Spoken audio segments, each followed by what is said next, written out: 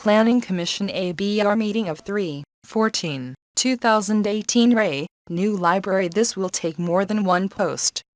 Pace yourself. Beverage or two of choice, maybe a little snack too. The photos are of the inspiration photos the design team used. Pre-submission meeting allows the applicant to meet with the Planning Commission to review their proposed application prior to submission. No votes or decisions are made at these meetings.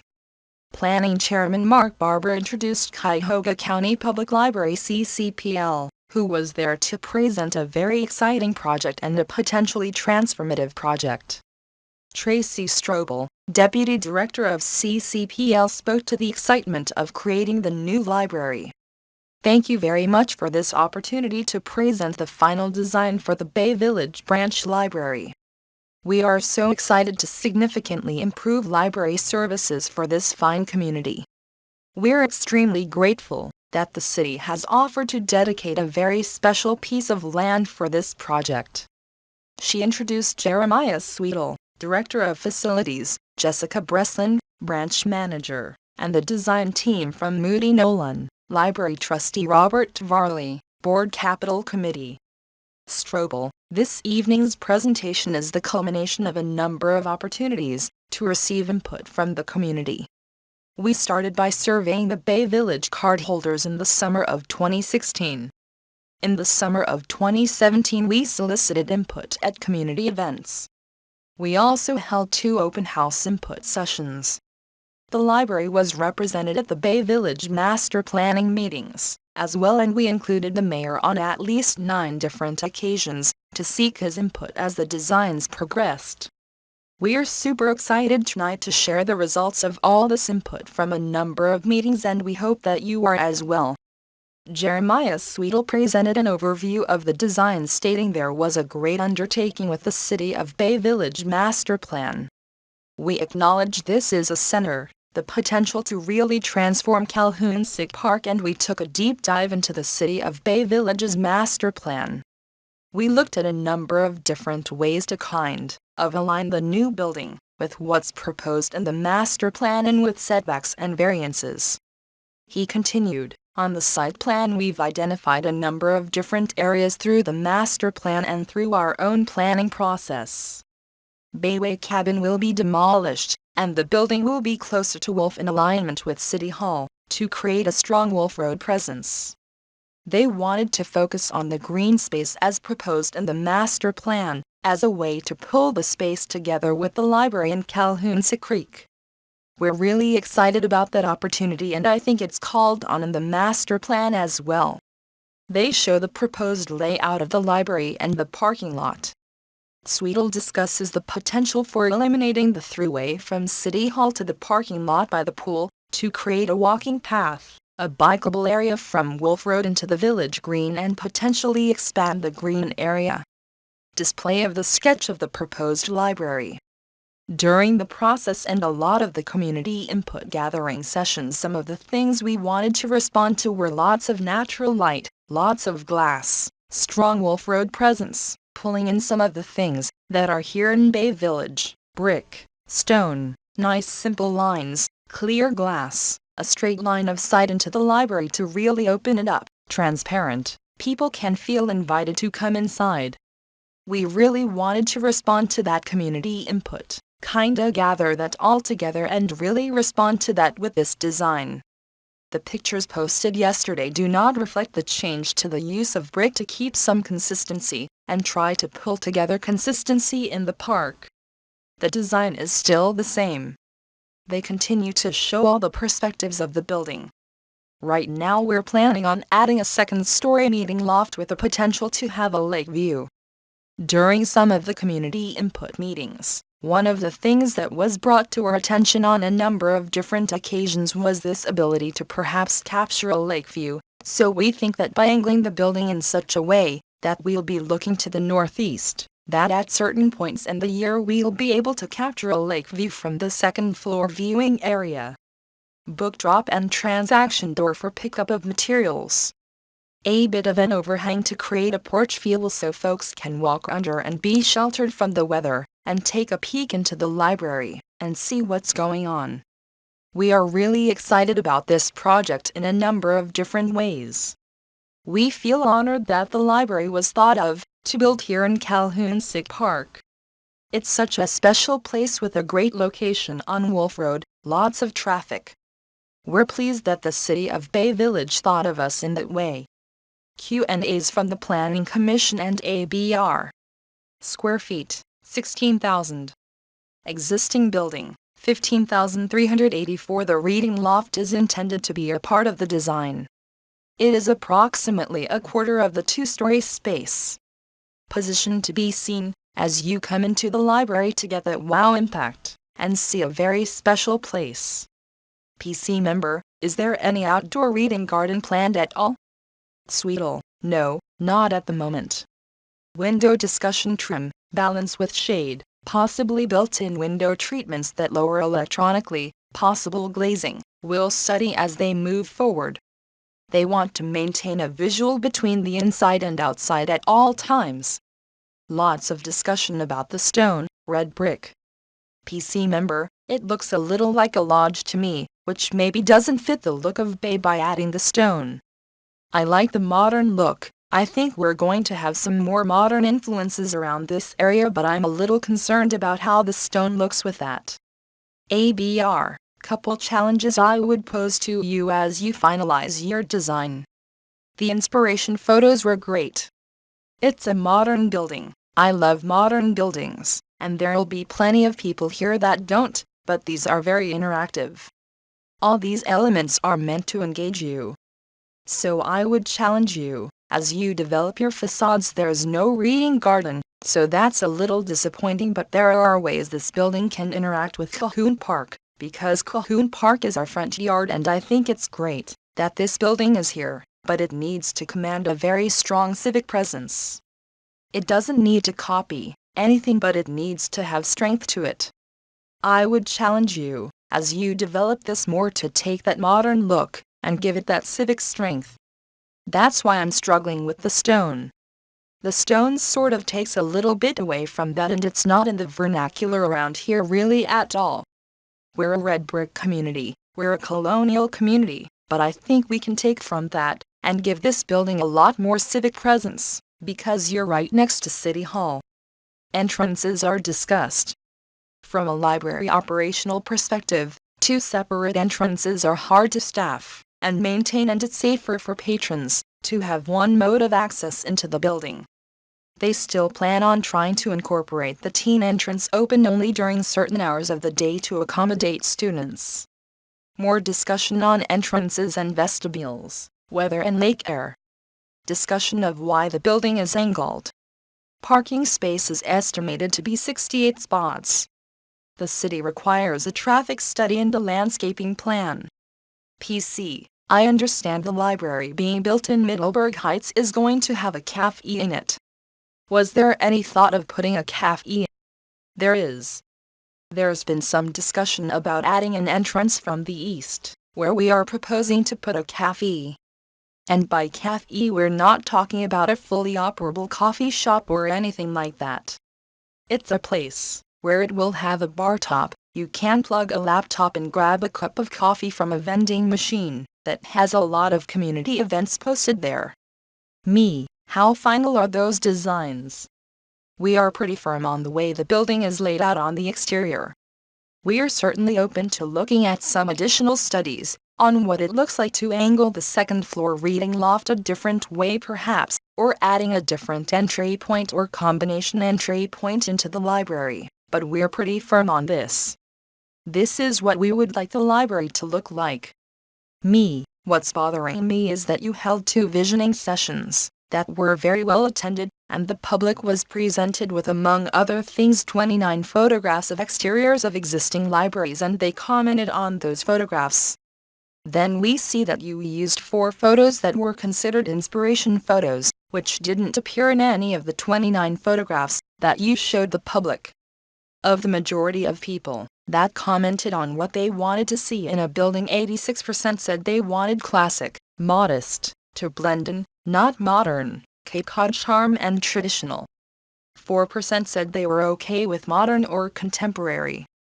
So, while I like modern, I don't understand how the renderings reflect the public opinion that you saw it, and that's where I'm stuck. Tracy Strobel, if I may address that. I examined the commentary that we transcribed from the sessions and calculated 50-50 between modern architecture and traditional design. It was a wide range of comments regarding the exterior aesthetics, and it's really across the board. We were told from the very beginning, and it was stressed throughout the process by the mayor, a great deal of glass. In fact, our initial version had quite a bit less glass. We were asked to go back to the drawing board. Glass is a contemporary material, so it's difficult to find that balance between more glass, more natural light, more transparency in a traditional building and not contemporary design. We think by bringing in brick, which was a recommendation from the session that you all had at council recently, that bringing in brick brings that traditional flavor. We worked very hard at bringing the two together to be responsive to the wide range of community input. All due respect, I have those notes. Strobel, as do I.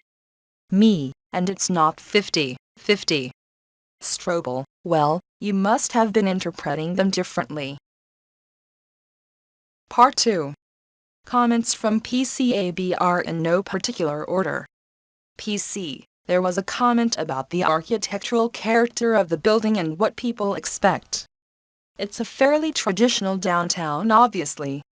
The architecture of City Hall is okay. The plaza across the street is okay. There's nothing spectacular about the character, the architecture, but its overall feel and materiality that's super important.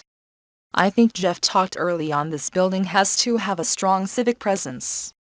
It needs to reflect its position in the city and its function, which is fairly important. You get one shot at this location and building. I think it has to reflect the time and place it was built. We're not asking for a historical recreation of City Hall. I don't think that's necessarily appropriate. I think a modern building can certainly be a perfect solution to this. I think there just has to be enough of a substantial nature of materials and use to tie it in and respond to what's here. I think it's a very interesting building and I think it's spectacular. I think there has to be enough of that contextual tie in to make it work.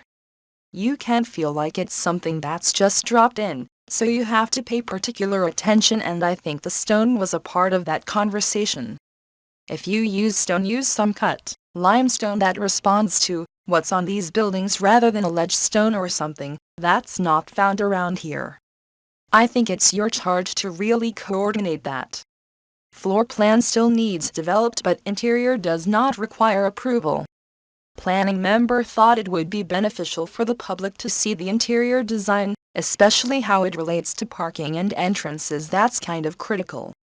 An extensive set of documents will come before review to assure it all makes sense. Parking is discussed. A board member that couldn't be sent notes, and he had also had expectations of a more traditional design. PC. This is a new project for Bay Village, and this is the opportunity for us to get used to what you're proposing and for you to hear from us what we like and maybe what we expect, and that's the purpose of all these meetings. PC member, I don't see stone as being in the vernacular of this community, brick certainly. As far as the form and the shape, I get the comment about it relating to the creek, but Calhoun Creek wanders all over, so right here it's at a slight angle. I don't see its relevance as to how it relates to the green, which is classic conservative shape. City Hall is pretty classical lines, columns, and while the building is a very nice contemporary design, the large up-swinging roofs, I don't see any form or function to them.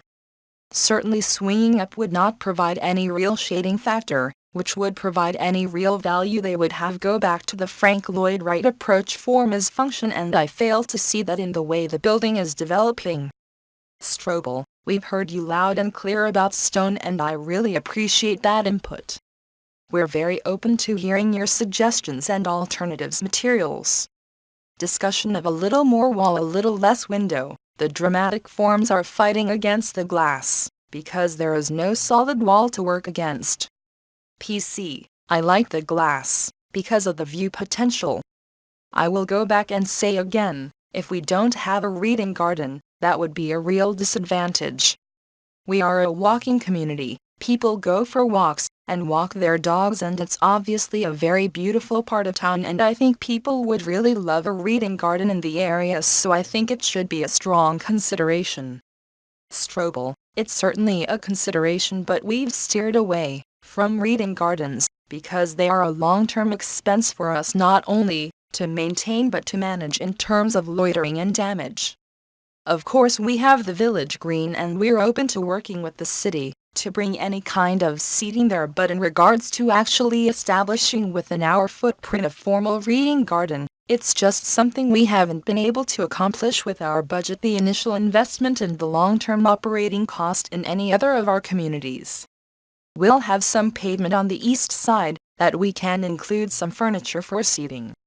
That may not be what you have in mind when you say reading garden, but I just wanted to let you know why it's something we don't pursue. The deck will have furniture. PC, it's a busy park in a good way. I think what everybody would like to see is the library incorporated into the park. Balcony and signage discussion. Goal is to put out a site package and begin site work later this summer. They believe they can make a submission in May, intent is early summer, to raise the building and begin to develop the site. Spring of 2019, developing the building and opening fall 2019. Their goals are dependent upon the city's processes and procedures. Part 3. You will be happy to know these are the last words from Wednesday's meeting. They may answer some of your remaining questions. Start the weekend with these comments that run the gamut from the residents that attended the meeting. Beverage of choice and enjoy. Resident comments on wind loads, and that unlike many of the others here, I really do like the stone and the glass. He asked if bike racks were planned. Yes, they are. He suggested permeable stone for parking lots or other flat surfaces.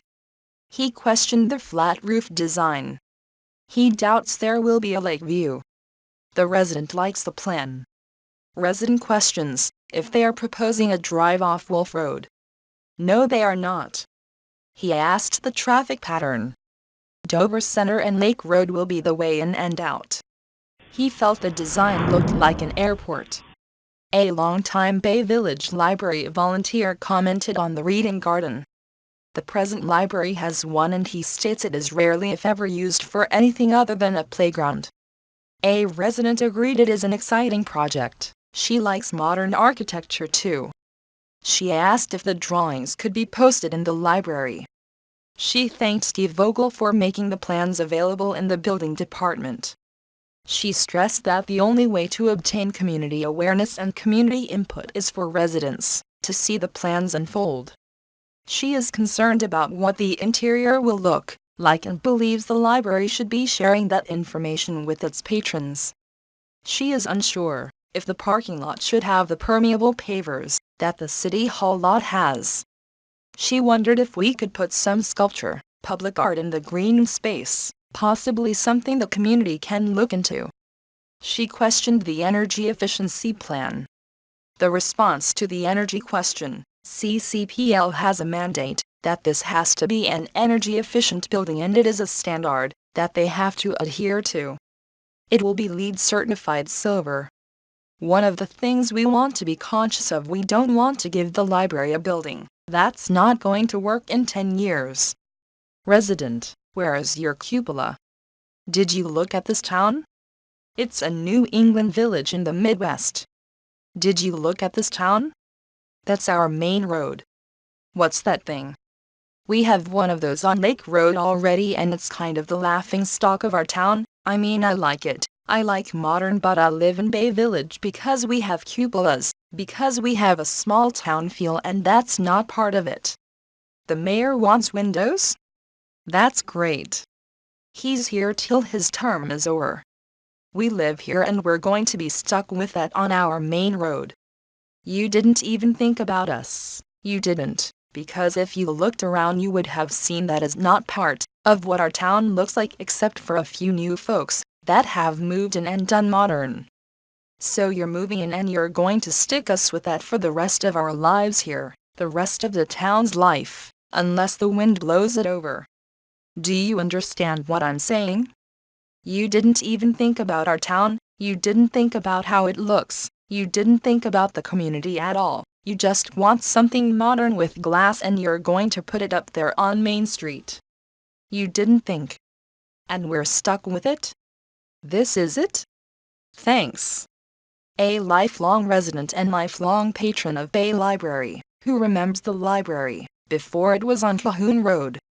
It seems to me, and I'm kind of saddened, embarrassed by a lot of the commentary by fellow Bay citizens that I've read, that I've heard that seem to have a very negative, and strangely I don't know, highly critical take on this new library. The fact that CCPL is gifting us this library. It's a gift to us. It seems to me that rather than be extremely happy we're listening to this wonderful opportunity and we're complaining about the wrapping paper. To me, I think that we should be appreciative that we are given this opportunity for this wonderful new library. I love our library, but the truth is it's getting old and it doesn't fit the times. It's a different time now than it was 20 years ago for a library. Libraries offer so many more services now that our little library just can't accommodate. I'm there a lot still, I guess 2 or 3 times a week for several hours I spend there. I do have a job, but I spend a lot of time. I bring my daughter there. My wife and we get so many things from the library, not just materials, but it's something we love. It upsets me that it seems like there's so many people that are pushing back against this idea for a new library, for what I think are ridiculous reasons, and in some cases it seems like to me, the harshest critics are people that don't even live in this community or people who live in the community but hardly ever use the library. I'm just having a hard time with the negativity. I personally appreciate what CCPL is doing for us and I hope that my view is the majority. It seems like those doing the pushback are the loudest one at the moment, and I just want to state for the record I'm excited about this. A resident that is newer to Bay stated she appreciated what was said, and she is excited about the new library too. I love the light, I like the windows, it's not at all what I pictured. I guess it's like what Lydia said, I pictured a more community feeling in a building. I'm really happy to have a new library. I pictured instead of a whole wall of glass, windows. The library's in a park, so we're going to be looking at a bunch of ball fields and a pool and a slide. We're not going to be looking out to Wolf.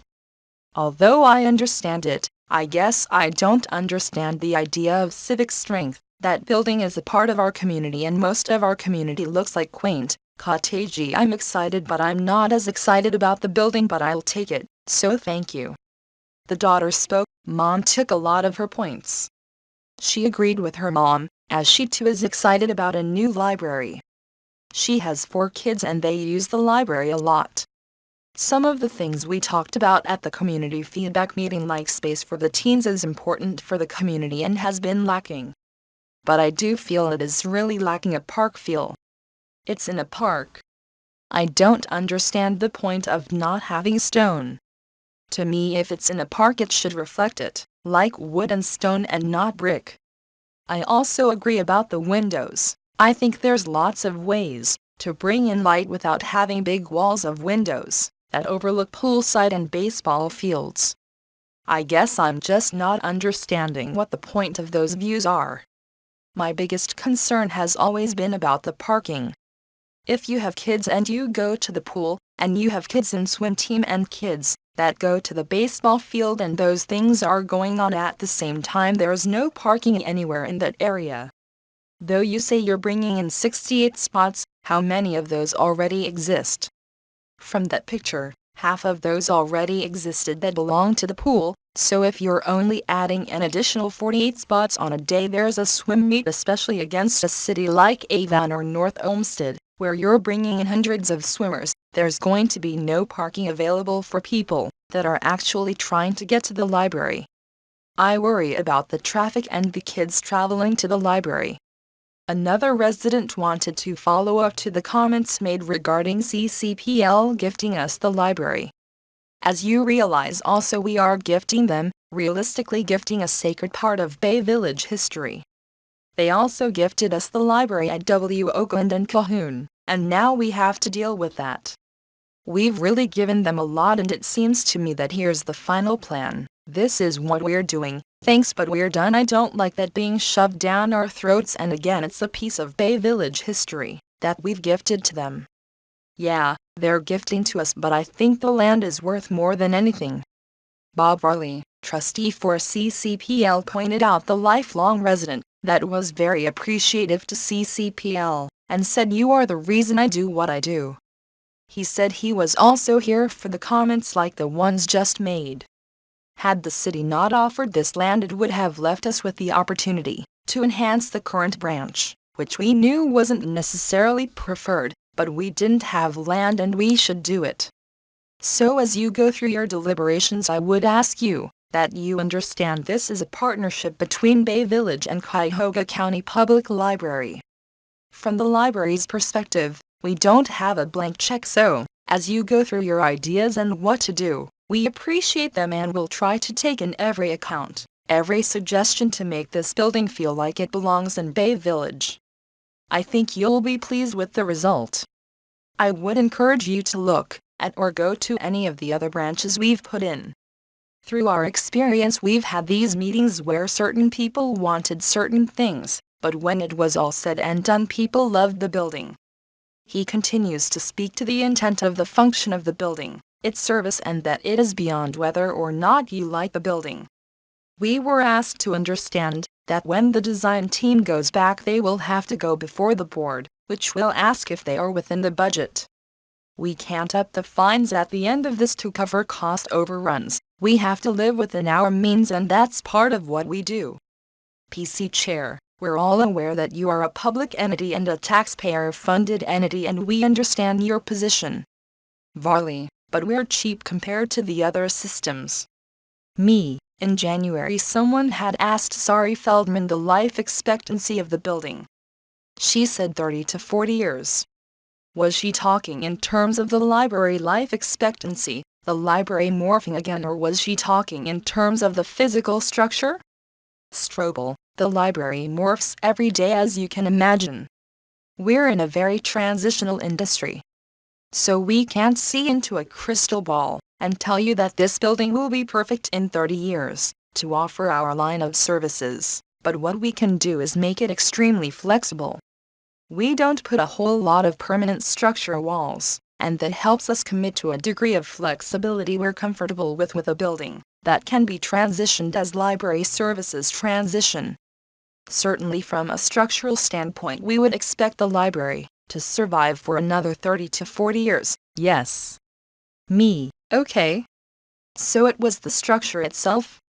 Strobel, will it be perfect for a library in 40 years? We hope so. We don't know what a library will look like in 40 years, but what we do is make sure it is as flexible as possible. Me, right. The comment was directed specifically to the structure. It will have a life expectancy of 30 to 40 years, even though buildings today can be built to last a lot longer. Design team, building structure and life expectancy involve a whole multitude of things. A lot of factors are taken into consideration: how well it's maintained, where the building is built, how it was sited, materiality, structure, and basically how you're operating that building for the long term. The building could last for 50 years, 60 years, 70 years. You could build the best building in the entire world, but if you don't have a good operations and maintenance plan to sustain that investment, it's not going to be successful in the long term, and it's not going to be flexible for use. We take that into account when developing these new plans for buildings and how we're going to operate that building. Me, thank you. For the record, I am not anti-library. I am very deeply respectful of what the residents have asked for.